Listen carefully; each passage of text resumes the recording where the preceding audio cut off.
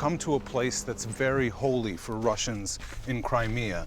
It's where the first leader of Russia, Prince Vladimir, accepted Christianity. But the reason we're here has nothing to do with Russians. We're here to meet a group of Serbian Chetniks who've come here from Serbia to support the Cossacks in defending Crimea from the West.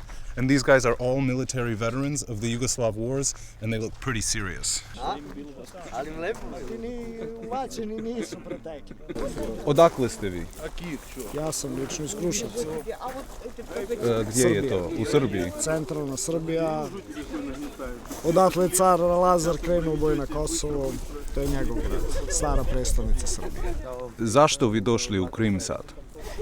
Srbi i Rusi su se uvek ispomagali kroz vekove. Znači, Rusi su uvek dolazili kao dobrovoljci u srpske ratove i kad je nama bilo teško, tako smo mi sad došli njima da pomognemo. I mi smo isto takođe njima dolazili.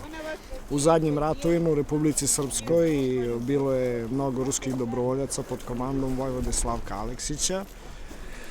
Evo, mi smo ovde došli čisto da podržimo referendum i da im podelimo naše iskustva koje smo imali na barikadama na Kosovu i Metohiji i u sličnim situacijama. Naš osnovni cilj je da ne bude ovde rata, da ne bude zle krvi i da ne potpadnu pod laži Amerike i Evropske unije, da će im biti bolje ako se pobiju između sebe.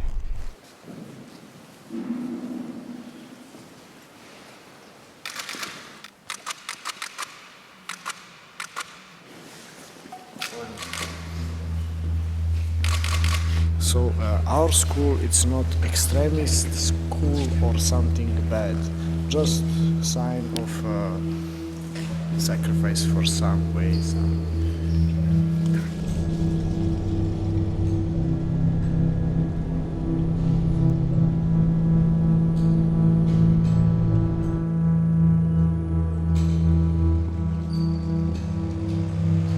The main checkpoint between Sevastopol and Simferopol, the two biggest cities in Crimea, and we've come here to meet the Serbian volunteers because this is where they're going to be doing whatever it is they came here to do.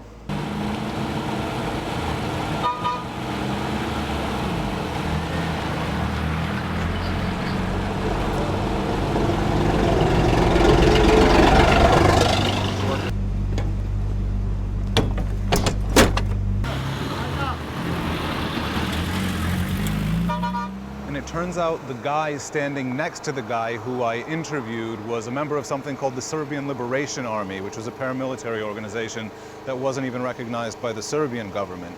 And he was involved in fighting that triggered the NATO bombing campaign of Serbia in the late 90s. But the other thing that he's known for is having been accused of attempting to kill the president of Serbia, Slobodan Milosevic, but those charges were later dropped.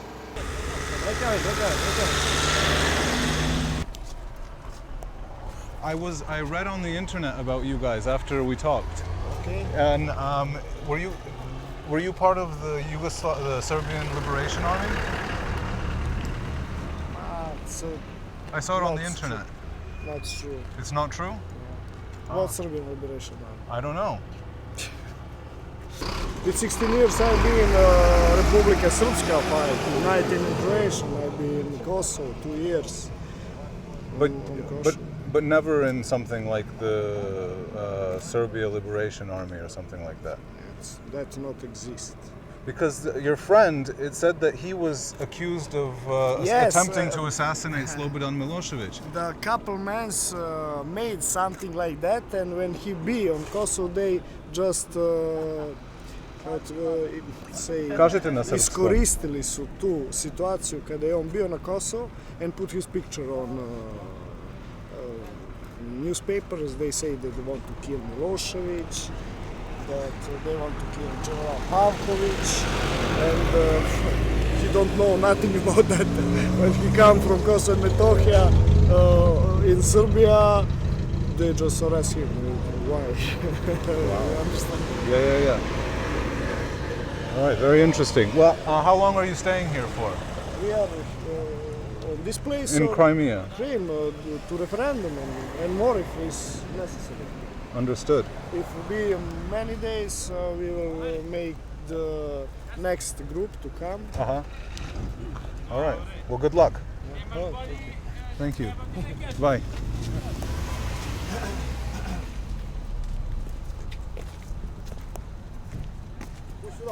It's the weirdest thing in the world. Bunch of Serbian army veterans standing on a checkpoint in the middle of Crimea checking cars between Simferopol and Sevastopol. Couldn't make it up.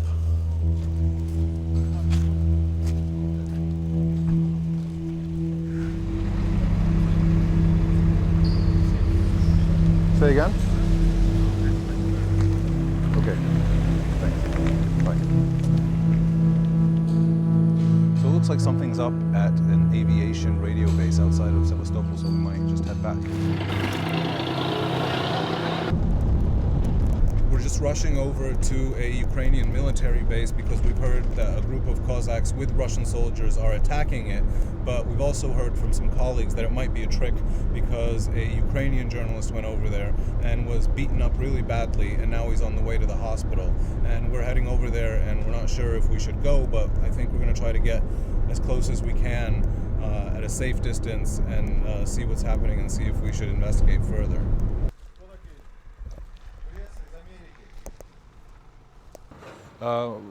Что произошло? Значит, где-то полтора часа назад, где-то час назад, мы вышли еще с одним замкомандира подразделения, вернее соединения, вести переговорный процесс. Здесь стояло 2 Урала с военнослужащими Российской Федерации.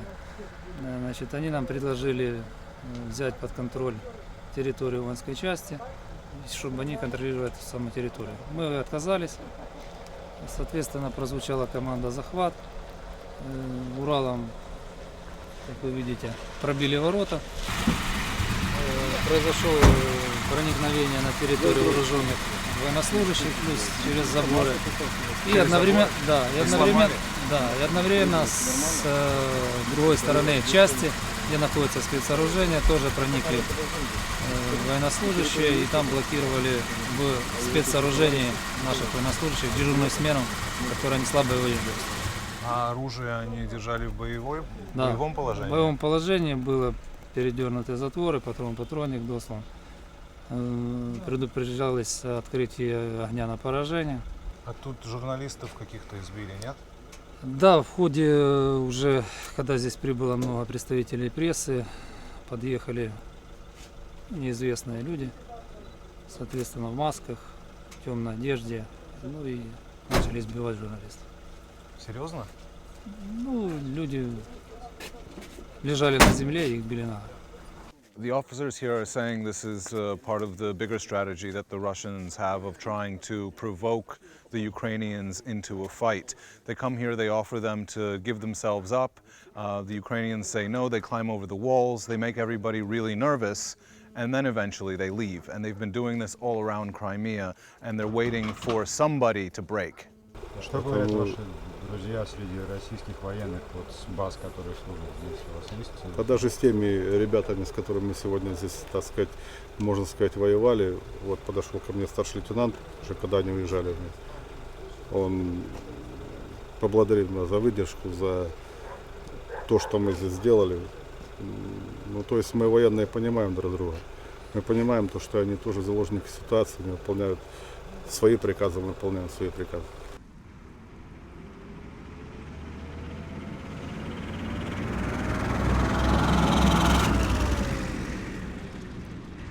There goes a column of armored personnel carriers and a troop truck, and they're heading to the capital of Crimea, or at least in the direction of the capital of Crimea, Simferopol. We're going to keep following it.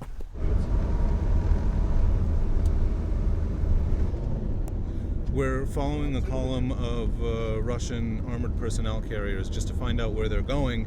But in the meantime, I just got a call, and this is secondhand information, but apparently the camera crew, which got beat up outside of the base, some of them may have been kidnapped because apparently somebody was calling them, and as they were calling, the car was getting pulled over and they were being told to get out. And now nobody can reach them. And I have the guy's number, and I tried to call his phone, and the phone switched off.